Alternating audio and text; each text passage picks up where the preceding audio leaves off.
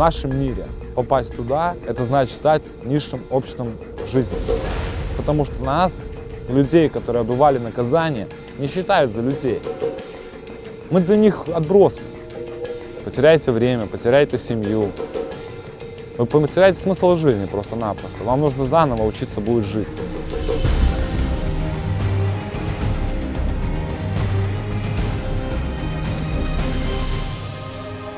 Здравствуйте, меня зовут Громыко Степан Александрович. Я бывший сотрудник органов внутренних дел, оказался в местах лишения свободы, вышел и начал жить заново благодаря тому, что я на самом деле увидел вот эту несправедливость и действия, которые были направлены против человечества и общества. Иногда просто люди выходят оттуда, они не меняются. Это их образ жизни уже становится. И это многих. Они злые на весь мир. Почему? Да потому что, дайте, человек отсидел 10 лет. Он выходит, он потерял все абсолютно. Он не знает, с чего ему начать. Естественно, он озлоблен. Плюс родители там, или родственники отказались от него, к примеру. Жена бросилась с детьми. Естественно, у каждого своя история, у каждого своя ситуация. И человек озлабливается на весь мир тогда. Ну, давайте пример живой. Вот вы все водители. ДТП со смертельным исходом.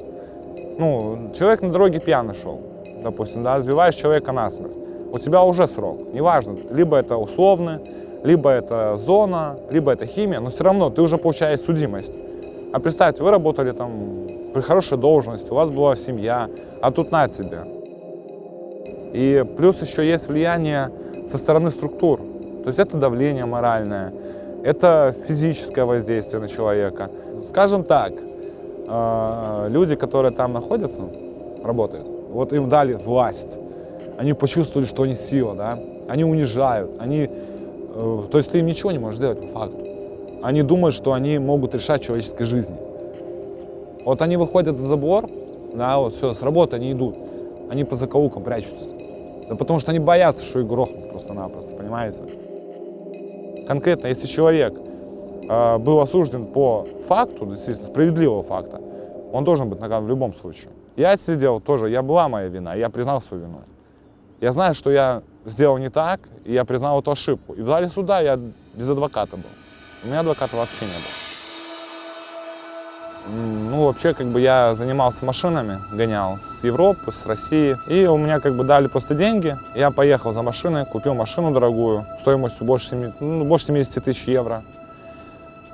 И эту машину, естественно, я попал в ДТП на ней. Мне надо было давать долг, соответственно, за тачку. Я продал квартиру, продал машину свою, еще плюс влез в долги. Вот за эти долги, которые я вовремя не вернул, то есть другим лицам, соответственно, на меня просто написали заявление и раскрутили все как мошенничество 209 часть 3. Вот за это меня и посадили. До этого я работал в милиции, в департаменте охраны города Гродно.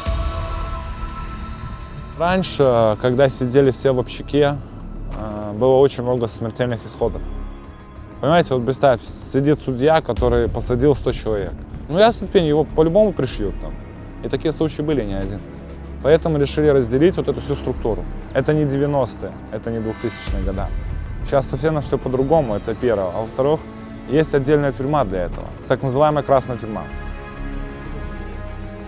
Отличие между ними и обычной зоной только, наверное, тем, что там сидят эти люди.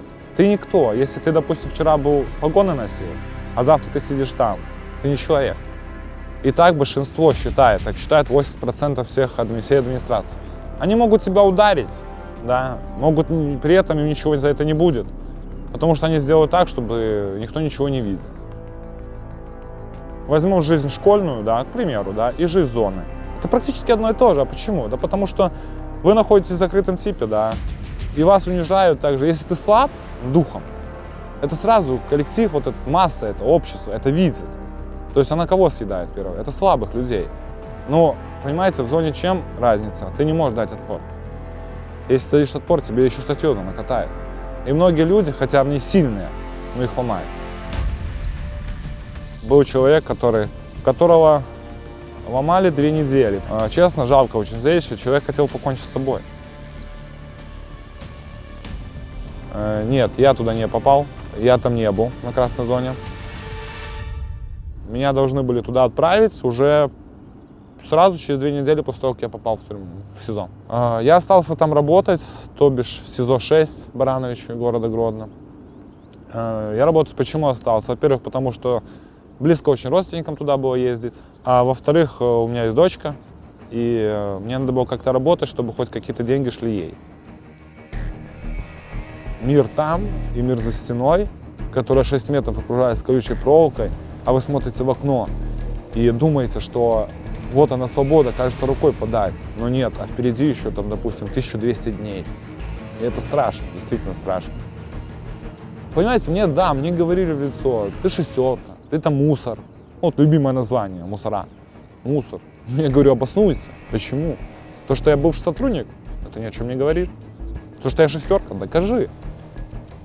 На зоне матом не ругаются. Что и вообще по правилам, когда человек туда попадает, новенький вообще, первоход, ему объясняют правила.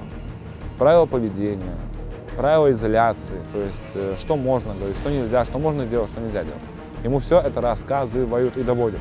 Если уже после этого он начал говорить так, ну тогда и спрос с него будет, соответственно. Были со стороны, ну, понимаете, администрации со стороны таких вот унижений не было. То есть они так с опаской на меня посматривали, потому что, ну, все-таки погоны-то я тоже носил, я же тоже, скажем так, не глупый человек. И я прекрасно все видел, как это все происходило. А уже те, которые в жизни ничего не добились, ну, вот те уже и начинали выступать. Ну, приходилось иногда и кулаками доказывать свое дело. Это было 22 августа 2019 года. Я был в камере, ну, до этого я сидел в карцере 10 суток, начистил морды 2 пацанам, которые были, скажем так, не очень лояльны по отношению ко мне. Меня посадили 9 числа августа в карцер, выпустили меня 19. И тут 20 августа заходит постовой, говорит: Степа, тебя вызывают. Ну, меня вызвали, все сказали, тебя отпускают домой. Я не в понятках, думаю, как домой? Я ничего не знал вообще. В итоге я прихожу в камеру, у меня пацаны: все, давай там. Ну, меня в 5 часов выпускают за забор уже, все, за калитку. И я не понимаю, где я нахожусь. Я просто вообще, я не знал, что мне делать, я не знал, куда мне идти. Хотя, да, меня ждали дома родители, девушка ждала меня, как бы, да. То есть, ну, вот это все понимание, да, я не осознавал, пока я не приехал домой. Когда меня встретили родные, близкие, да, со столом, и вот тогда только я начал дышать. Но, честно, адаптироваться я смог только, наверное, через полгода. Тебе надо жить, тебе надо работать, тебе надо зарабатывать, тебе надо самому себя обеспечивать, обувать. И многие люди этого боятся. Именно вот этого. Государство этим не то, что не должно, оно никогда не будет этим заниматься. Да потому что им, по факту, они выпустили тебя за забор, и им плевать, что с тобой будет дальше. Вот отчет мы сделали, мы галочку поставили, там, премию получили и свободны. Нам же за что вообще платит структура? За то, что ты посадил, ты закрыл дело, ты его выиграл. И когда я видел людей, которые выходили, и через месяц они возвращались обратно, я задавал им вопрос: а почему вы вернулись? Они говорят: да потому что меня дома никто не ждет. Мне нечего кушать, мне нечего одеть, обуть. И знаете, у меня как будто что-то внутри ёкнуло такое, да? А почему нету тех людей, которые могут помочь вот человеку, да? И я решил создать вот обычную платформу для помощи. Есть база данных там работодателей, психологическая помощь, юридическая помощь, если надо. Там, как бы, да. Мой проект, который я представляю, вообще называется Help Step. И он и направлен конкретно на помощь таким лицам. Им семьям, детям их, соответственно. И любой человек может просто позвонить и сказать, там, допустим, мой там отец, там, сын, мать выходит, там, тогда-то нужна помощь. И мы приедем. Для этого, я думаю, что, знаете, многого не надо. Желание помочь и чуть-чуть старания. Нашел себе партнера, там, Станислава Цибинского, да. Вот, плюс сестра моя занимается еще со мной вместе этим проектом. И мы все вместе делаем одно, но очень хорошее дело. Зона исправляет, знаете, если человек действительно оступился в жизни, и он это понимает, свою ошибку, он исправится.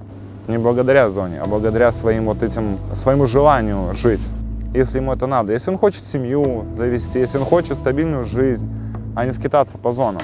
Там ничего нет интересного. Надо видеть цель в жизни.